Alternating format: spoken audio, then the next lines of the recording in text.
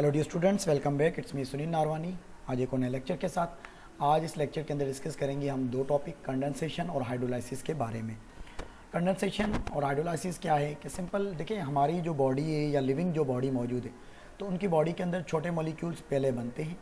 अब वो जो स्मॉल यूनिट्स जो होते हैं, सब यूनिट्स, वो कंबाइन होकर बड़े यूनिट्स बनाते हैं। अब वही बड़े यूनिट्स जब कंबाइन होकर बड़े यूनिट्स बन जाते हैं तो फिर वापस वो टूटते भी हैं, ब्रेक डाउन भी होते हैं।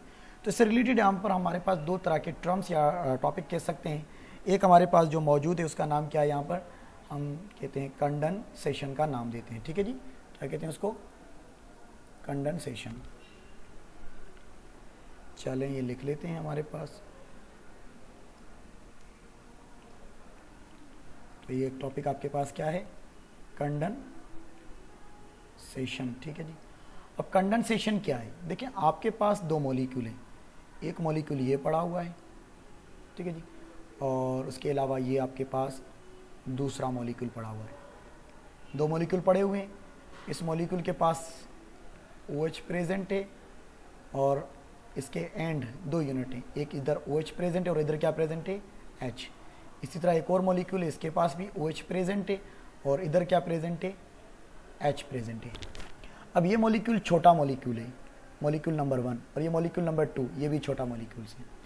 अब बॉडी के अंदर जो छोटे मॉलिक्यूल्स होते हैं, इनको कहा जाता है, या तो इनको हम मोनोमर कह सकते हैं, ठीक है जी, या इनको हम माइक्रो मॉलिक्यूल कह सकते हैं। मोनोमर कह सकते हैं या इनको हम क्या कह सकते हैं? Micro molecule. मोनोमर का मतलब होता है सब यूनिट, ठीक है जी, या मोनो का मतलब है सिंगल, मर का मतलब है यूनिट, और माइक्रो मॉलिक्यूल का भी मतलब है स्मॉल यूनिट। ठीक है जी। तो आपके पास देखिए एक मोनोमर ये पड़ा हुआ है और ये दूसरा मोनोमर है, या एक माइक्रो मॉलिक्यूल ये पड़ा हुआ है, दूसरा ये, छोटे यूनिट्स हैं। ठीक है जी। अब हमें क्या करना है? इन दो मोनोमर्स को कंबाइन करना है। इनको क्या करना है? कंबाइन करना है। जब मोनोमर्स को कंबाइन करेंगे तो कंबाइन करने के दौरान क्या होगा, मैं यहाँ पर बता देता हूँ कि देखिए, आपने एक मोनोमर ये रखा है, ठीक है जी। इस मोनोमर का यहाँ पर क्या मौजूद है? H, और इधर क्या मौजूद है? OH मौजूद है। मॉलिक्यूल है भाई, इसके अंदर हाइड्रोजन भी मौजूद है, ठीक है जी। और आपके पास दूसरा मोनोमर है, इसका यहाँ OH मौजूद है और यहाँ पर क्या मौजूद है? H मौजूद है। अब ये जो OH और H दोनों, इन दोनों के दरमियान में होगी बॉन्डिंग। मतलब इस मोनोमर 1 को बॉन्ड करना है मोनोमर 2 के साथ, ज्वाइन होना है। तो मोनोमर ज्वाइन होने जा रहे हैं। अब ज्वाइन होंगे तो क्या होगा कि इसका H जाएगा और इसका OH जाएगा। ये दोनों जो इधर से ज्वाइन होंगे तो यहाँ से क्या होगा? एक मॉलिक्यूल बाहर रिलीज होगा। उस मॉलिक्यूल को नाम क्या देंगे? H2O। वाटर मॉलिक्यूल यहाँ से निकल गया। अब देखें, ये आपके पास मोनोमर ज्वाइन हो गए, ठीक है जी। और इसका H इधर पड़ा हुआ है और इसका क्या पड़ा हुआ है? OH इधर पड़ा हुआ है। यहाँ पर जो OH था, H था, वो क्या निकल गया? उससे क्या बन गया? प्लस H2O, वाटर मॉलिक्यूल बन गया, ठीक है जी। अब देखिए, दो मोनोमर ज्वाइन हो गए, वाटर मॉलिक्यूल निकल गया। ऐसे प्रोसेस को कहते हैं कंडेंसेशन, जहाँ पर छोटे मोनोमर्स या छोटे यूनिट्स ज्वाइन होते हैं। कितना देखें, सिंपल तरीका है कि भाई छोटे मॉलिक्यूल या मोनोमर्स जब ज्वाइन हो जाएंगे तो वो कंडेंस हो रहे होते हैं। दो मोनोमर्स ज्वाइन हो गए और वहाँ से क्या निकल रहा है? ये चीज़ निकल रही है, वाटर मॉलिक्यूल रिमूव हो रहा है। तो कंडेंसेशन को एक और नाम भी देते हैं, कंडेंसेशन को एक और नाम भी देते हैं, ठीक है जी। एक और नाम क्या दे सकते हैं? यहाँ पर मैं लिख रहा हूँ, condensation is also known as dehydration synthesis का भी नाम देते हैं, डिहाइड्रेशन सिंथेसिस। डिहाइड्रेशन क्यों कह रहे हैं? देखिए, इससे वाटर मॉलिक्यूल निकल रहा है, ये मैंने कहा ना, ये देखिए, ये वाटर मॉलिक्यूल बाहर निकल गया। तो जहाँ से वाटर मॉलिक्यूल लॉस होगा उसको क्या कहेंगे? डिहाइड्रेशन। और इसके साथ साथ यहाँ पर क्या बन रहा है? ये बॉन्ड बन रहा है, तो ये सिंथेसाइज हो रहा है, कोई चीज़ लिंकेज बन रही है, सिंथेसाइज। तो इसलिए सी आपको इसको नाम दे सकते हैं डिहाइड्रेशन सिंथेसिस और कंडेंसेशन, बात एक ही है। डिहाइड्रेशन कहें या कंडेंसेशन कहें, बात एक ही है, ठीक है जी। तो अब देखिए, यहाँ पर क्या होगा, इसकी अगर मैं डेफिनेशन लिखना चाहूँ, डेफिनेशन क्या होगी? तो इसमें आप क्या होगा? Simple, monomer join to form polymer. Polymer का मतलब है लार्ज यूनिट बनाना।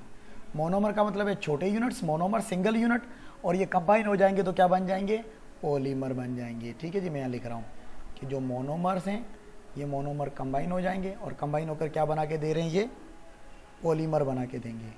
क्या बना के देंगे, ये पॉलीमर। तो यहाँ पर लिखा है कि मोनोमर ज्वाइन होंगे टू फॉर्म पॉलीमर। ठीक है, और उसके साथ क्या होगा, with the removal of H2O molecule, water molecule के रिमूवल के साथ। तो मोनोमर ज्वाइन हो गए और क्या बन गया, पॉलीमर बनते जाएंगे, और वाटर मॉलिक्यूल का क्या होगा, रिमूव होगा। अब देखिए एक मोनोमर ये है और दूसरा मोनोमर ये ज्वाइन हो गए, तो दो मोनोमर बन गए तो इसको कहेंगे डाइमर, और ये तीन बन जाएंगे तो ट्राइमर, चार होंगे तो टेट्रा, और ज़्यादा हो जाएंगे तो इसको आप नाम देंगे पॉलीमर। तो कंडेंसेशन में क्या होता है, मोनोमर्स ज्वाइन होते हैं और पॉलीमर्स बनते हैं, और इसी को आप डिहाइड्रेशन सिंथेसिस का भी नाम दे सकते हैं। ठीक है जी, क्या कहते हैं इसको, डिहाइड्रेशन सिंथेसिस का भी इसको नाम दे सकते हैं। अब मैं इसका एक एग्जाम्पल से आपको समझाने की कोशिश करूंगा। ठीक है जी, अब इसको आप स्क्रीनशॉट ले लें ताकि मैं इसको स्लाइड को चेंज कर दूं। ले लिया स्क्रीनशॉट, ठीक है जी, चलें। अब उसके बाद आपके पास यहाँ पर देखें, देखिए मैंने अभी आपको कंडेंसेशन की बात कर रहा हूँ। अब कंडेंसेशन में एक एग्जाम्पल ले लेता हूँ। आपने अमाइनो एसिड सुने, अमाइनो एसिड्स, तो अमाइनो एसिड जो है इनको छोटा यूनिट कहा जाता है। अमाइनो एसिड को हम नाम क्या देते हैं, छोटे यूनिट्स। तो इनको आप मोनोमर भी कह सकते हैं, इनको आप नाम क्या दे सकते हैं, मोनोमर भी कह सकते हैं, और इनको आप माइक्रो मॉलिक्यूल का भी नाम दे सकते हैं। ठीक है जी, अब मैं अमाइनो एसिड जो है, ये आपको पता है कि अमाइनो एसिड जब ज्वाइन हो जाएंगे, बहुत ज़्यादा 10, 20, 30, 40, 50, 100, 1000 जितने भी अमाइनो एसिड हैं, ये जब ज्वाइन हो जाएंगे तो ये बना देंगे क्या, प्रोटीन बना के देंगे। क्या बना के देंगे, प्रोटीन बना के देंगे। ठीक है जी, अब इसके अंदर मैं आपको स्ट्रक्चर समझा देता हूँ। जैसे कि आपके पास एक अमाइनो एसिड का ये स्ट्रक्चर है, NH2 अमाइनो एसिड में अमाइनो ग्रुप होता है, यहाँ कार्बन होगा और ऊपर हाइड्रोजन होगा इस कार्बन के, और इधर रेडिकल ग्रुप होता है, और ये COOH होगा। ठीक है जी, अगर ये चीज़ नहीं समझ में आ रही है तो आप, मेरा लेक्चर होगा प्रोटीन का, प्रोटीन के ऊपर लेक्चर बना हुआ है, प्रोटीन के अंदर आप अमाइनो एसिड का स्ट्रक्चर वहाँ पर ये मैंने एक्सप्लेन कर दिया है। ठीक है, अब देखिए ये एक अमाइनो ग्रुप मौजूद है NH2, और ये कार्बोक्सिलिक ग्रुप है, दो ग्रुप मौजूद हैं इसके अंदर।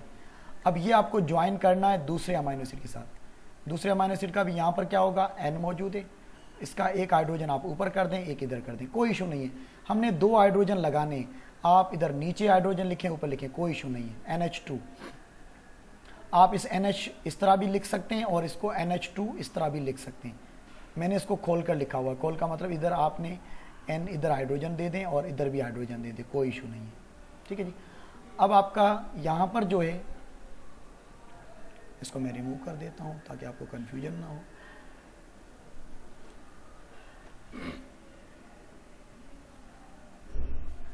ये सब्र कीजिएगा, मैं इसको थोड़ा चेंज कर देता हूँ।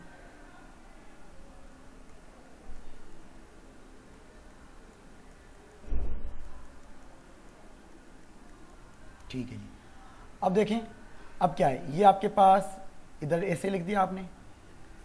ठीक है जी, अब इधर आपके पास H मौजूद है, और इधर आपके पास क्या है, R है, और ये आपके पास COOH आ गया। अब देखिए एक अमाइनो एसिड ये मौजूद है, ये नंबर 1 अमाइनो एसिड कर दें, ये नंबर 2 अमाइनो एसिड, दो अमाइनो एसिड को जोड़ना है। इस अमाइनो एसिड से क्या जाएगा,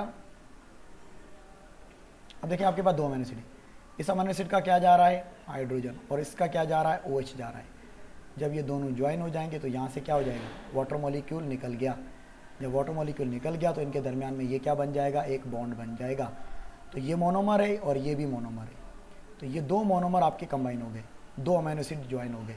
ठीक है जी, तो देखें ये किस तरह से कंबाइन हो रहे हैं कि जब छोटे यूनिट्स कंबाइन होंगे तो अब ये एक मॉलिक्यूल कंबाइन हो गया, अब प्लस कर दें, आप एक और अमाइनो एसिड को लगाते जाएं, इस तरह से दूसरा अमाइनो एसिड आ जाएगा यहाँ पर, फिर तीसरा अमाइनो एसिड आ जाएगा। तो आपके पास यहाँ पर जितने आप अमाइनो एसिड ऐड करते जाएं, यहाँ पर ऐड होते जाएंगे इस तरीके से। ये देखें, ये गोल जो आपको सर्कल नजर आ रहा है, इसका मतलब अमाइनो एसिड ऐड होते जा रहे हैं, और जहाँ पर अमाइनो एसिड ऐड होता जाएगा वहाँ से वाटर मॉलिक्यूल यहाँ से रिमूव हो जाएगा, यहाँ से वाटर मॉलिक्यूल यहाँ से रिमूव होता जाएगा। ठीक है जी, अब देखें 1, 2, 3 4 5 6 7 8 9 आपके पास मोनोमर्स हैं। तो यहाँ से आपसे क्वेश्चन होगा कि एक मॉलिक्यूल है जिसके अंदर 9 मोनोमर ज्वाइन है, तो कितने वाटर मॉलिक्यूल रिमूव होंगे? तो याद रखिएगा कितने होंगे, कितने होंगे? यस 8 होंगे, ये याद रखें। 8 क्यों है भाई? देखें इसके बीच में 1 और 2 के बीच में वाटर मॉलिक्यूल बना तो 1, 2 और 3 के बीच में वाटर मॉलिक्यूल बना तो 2, 3 और 4 के बीच में बना तो 3। तो इस तरह हर एक मॉलिक्यूल के बीच में बनेगा। तो टोटल कितने हैं यहाँ पर? अगर ये 9 तक है, 9 तक है तो कितने? 8 यहाँ से बनेंगे। आप काउंट कर लें। नहीं समझ में आया तो कमेंट बॉक्स में पूछिएगा, मैं आपको वापस एक्सप्लेन कर दूंगा। ठीक है जी। तो ये आपके पास हो गया कंडेंसेशन। तो कंडेंसेशन की मैंने आपको डेफिनेशन लास्ट स्लाइड के अंदर भी बता दी है आपको। ठीक है जी। अब यही मॉलिक्यूल टूटेंगे, कंडेंसेशन वाले जो मॉलिक्यूल हो रहे हैं, अब ये क्या होंगे? ये ब्रेक डाउन होंगे। इसका भी आप स्क्रीनशॉट ले लें। ठीक है जी, ले लिया। कन्वर्ट करते हैं। अच्छा जी, अब आपके पास, हमारे पास कंडेंसेशन के बाद एक और प्रोसेस है जिसको कहते हैं हाइड्रोलाइसिस। हाइड्रोलाइसिस में सिंपल है कि भाई आपने जो पॉलीमर बनाया था, पॉलीमर देखिए एक होता है मोनोमर। वर्ड मोनो का मतलब है सिंगल, ठीक है जी, और मर का मतलब क्या है? यूनिट। जब कंबाइन हो जाएंगे तो क्या बन जाएंगे? पॉलीमर बन जाएंगे। पॉली का मतलब है सिंगल यूनिट, मिलकर मैनी यूनिट्स बन जाएंगे। मर का मतलब क्या है? Units, many units. इसी तरह आपने ये जो पॉलीमर बनाया है, इसके अंदर एक मोनोमर ये रहा, ये दूसरा, ये तीसरा, ये चौथा, ये पांचवा, छठा, इस तरीके से ये बहुत ज़्यादा मोनोमर ज्वाइन होकर एक लंबी चेन बनी है पॉलीमर। अब आपको इनको तोड़ना है, इनको क्या करना है? ब्रेक डाउन करना है। तो ब्रेक डाउन करने को कहते हैं हाइड्रोलाइसिस। हाइड्रोलाइसिस इसलिए कहते हैं क्योंकि यहाँ पर वाटर मॉलिक्यूल को यूज़ किया जाएगा, H2O। अब H2O का मतलब है यहाँ पर H अलग होगा और प्लस OH अलग हो जाएगा। ये आपने केमिस्ट्री में पढ़ा होगा, हाइड्रोलाइसिस, वाटर को ब्रेक डाउन करना। ठीक है जी। अब ये जो H2O है, ये जब टूट जाएगा तो इसका OH अलग हो गया और इसका H अलग हो जाएगा। क्यों? क्योंकि अब हमें इन मोनोमर्स जो ज्वाइन हो चुके थे, ये जो लंबी चेन बनी हुई है, इसको आपने जो नाम दिया पॉलीमर का, अब हमें इसको तोड़ना है। तो लाजमी जब आपने इसको ज्वाइन किया था तो वाटर मॉलिक्यूल बनकर बाहर निकला था। अब आप इसको अलग कर रहे हैं, मैं कह रहा हूँ इसको अलग करते हैं, इसको 1 को और 2 को आपको अलग करना है। तो देखिए आपके पास 1 और 2, इसको जब आप अलग कर रहे हैं तो यहाँ पर मतलब इसको बॉन्ड को तोड़ रहे हैं। इस बॉन्ड को तोड़ रहे हैं तो एक हाइड्रोजन इसके पास चला जाएगा और OH चला जाएगा इस मॉलिक्यूल के पास। तो ये हो जाएगा इस तरीके से, इधर हो जाएगा OH और दूसरा इधर हो जाएगा H। तो ये मोनोमर अलग हो गया, 1 वाला और 2 वाला अलग हो गया। इसको कहते हैं हाइड्रोलाइसिस। मतलब वाटर के मॉलिक्यूल को तोड़कर 2 मोनोमर्स को सेपरेट कर दिया। क्या कर दिया?